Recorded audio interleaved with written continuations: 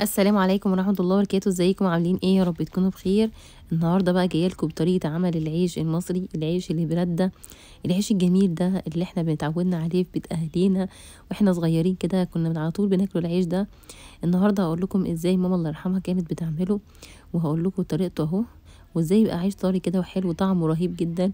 مش هتلاقي زيه في المحلات، طعمه مختلف كده عن طعم المحلات، في ريحه اكل زمان. النهارده عملته عشان افتكر ايام زمان، وحابه كل اللي يخش على الفيديو ده يدعي لامي ربنا يرحمها ويغفر لها ويسامحها ويرضى عنها ويرحم جميع موتى المسلمين. وتعالى اقول لكم بقى عملته ازاي. كنا ايام زمان نجيب العيش ده ونحطه فيه السمنه كده وعليها شويه سكر كده، كان بيبقى احلى بتكونه بالسكر، كان بيبقى طعمها جميل جدا. العيش ده عيش فلاحي، عملته بالرده. تعالى اقول لكم عملته ازاي. انا جبت هنا كيلو من الدقيق الغله، ده دقيق غله اهو، ومعايا هنا كمان كوبايه من الميه الدافيه وكوبايه لبن دافي. اللبن والميه دافيين، لازم يكونوا دافيين عشان يخمر بسرعه. ومعايا هنا بصوا نص كوبايه من السمنه، او ممكن تستبدلي السمنه دي بزيت عادي، تحطي نص كوبايه من الزيت اهو على كيلو الدقيق اهو. انا هنا حطيت اللبن دافي على السمنه عشان يفك السمنه، عشان مش عايزه اسيحها على النار. تمام. ومعايا هنا خميره فوريه، الخميره ممكن تحطيها على السكر وتحطي عليها شويه ميه دافيه كده في كوبايه على جنب وتسيبيها تخمر، او تحطيها على الدقيق. انا هحطها المره دي على الدقيق اهو، هفتحها كده واحطها على الدقيق اهو. احط الخميره كلها كده، هتحطي الكيس كله.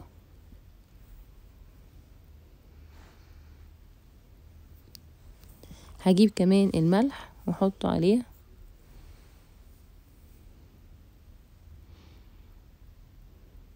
نص معلقه صغيره من الملح اهو. الملح ده بيسموه حلال العجين. هحط كمان سكر كده عشان يخليها تبقى طعمها حلو وترتفع كمان بسهوله، والسكر بيساعد ان الخميره تبقى نشطه اهو. وحطيت بقى اللبن على السمنه اللي كنت عاملاه ده، سيحته وحطيت اللبن، وهبدا ازود الميه بالتدريج. الميه لازم تبقى دافيه عشان كمان تسرع من ان العجين يخمر بسهوله، بالذات في الساقعه اهو. بحط الميه بالتدريج، ما احطهاش مره واحده. هعجن من مده 10 دقايق كده عشان على ايدي. لو هستخدم العجان هياخد 5 دقايق اهو. طبعا العجينه بتعرفي ملمسها، كل دقيق بدقيق بيختلف عن دقيق تاني في انه ياخد قد ايه ميه اهو. انا بوريكم ازاي العجن ازاي. بحط الميه بالتدريج زي ما انتم شايفين كده اهو، وهبدا اعجن اهو اهو، والمها كلها كده زي ما انتم شايفين. يحيى عايز يقول لكم حاجه. مش تعملوا لايك وشير وسبسكرايب. عجنت كده العجينه كلها كده واتاكدت ان العجينه حلوه. هسيبها بقى تخمر كده بعد ما تتعجن كويس اهو. هجيب كيس كده واغطيها عشان تخمر بكل سهوله. خلاص كده هسيبها كده بقى نص ساعه كده عبال ما تخمر. هنا ارتفعت اهي، هبدا بقى اقطعها اهو زي ما انتم شايفين كده اهو اهو. رحت بس اجيب شويه رده عشان عايزه احطها على الرده، عشان انا العيش ده هعمله بالرده يعني اهو. حطيت الرده واحط عليها العجين كده. مش تعملوا لايك وشير وسبسكرايب، وكمان دوس على الجرس وفعلوا الجرس. يحيى بيقول لكم واشتراك. فعلوا في الجرس كده عشان يوصلكم كل جديد. قطعت كده العجين دواير اهو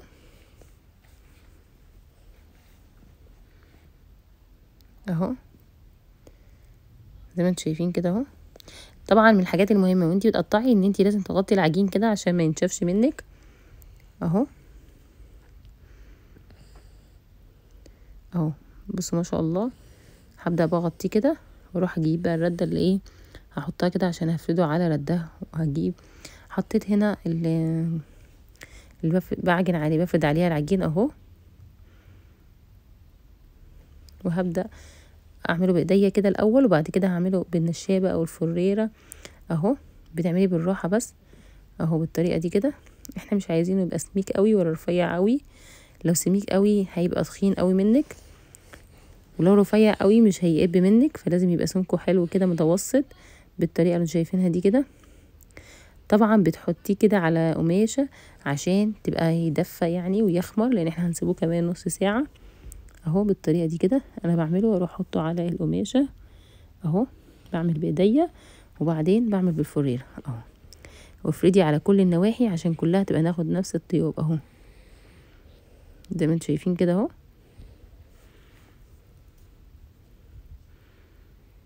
اهو. هعمل معاكم واحدة بالراحة كده، مش هسرع الفيديو كده عشان تشوفوها اهي. بعمل بايديا الاول اهو، بعد كده بالفريرة، اعملي بالراحة بالفريرة اهو اهو. افردي بالراحة من كل الاتجاهات عشان كلها تاخد نفس الطياب اهو، من النص كده لحد بره. منعملش على الحروف بس، لا اعمل كله اهو زي ما انتم شايفين كده اهو اهو. عملته كده اهو، بحطه طبعا على القماشة زي ما بقول لكم كده، واسيبه يخمر. بصوا هو هيرتفع كمان لما تسيبيه يخمر شويه. انا هنا حطاه على قماشة اهي اهو، وبغطيه. بتعمليه وتغطيه. بعد ما خمر بقى بدأت حطيته هنا في صينيه اهي، وهبدأ ادخله الفرن. لازم تكوني مسخنه الفرن قبل ما تحطيه اهو، زي ما انتم شايفين كده اهو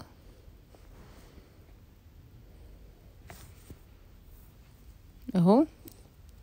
تكوني مولعه من فوق وتحت عشان يسرع في تطيبانه اهو، زي ما انتم شايفين كده اهو. انا جربت عملته في صاجان كده برضو طلع حلو، وكمان عملته برضو على صاجة الفرن برضو طلع حلو وقب اهو.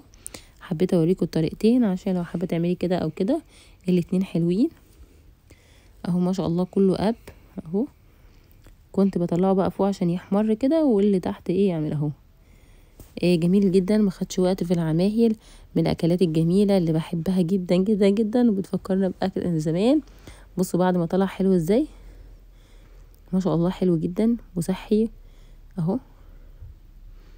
بصوا العيش دي الغله ده بيبقى صحي ومفيد، وكمان الرده مفيده. بصوا يمنا بتقطعه لكم، بصوا ما شاء الله من جوه عامل ازاي جميل. يحيى بقى هيقول لكم رايه فيه. بصوا هو طعمه جميل، واللي يجربه صدقوني عظمة على العظم. عجب يحيى خالص ما شاء الله. حطوا بقى لايك واشتركوا في القناه وفعلوا الجرس كده، واللي يجربوا بقى يقول لي رايه في التعليقات. اقول لكم بقى يلا مع السلامه. بس انا بالنسبه لي هقول لكم ايه، عظمه. يلا مع السلامه.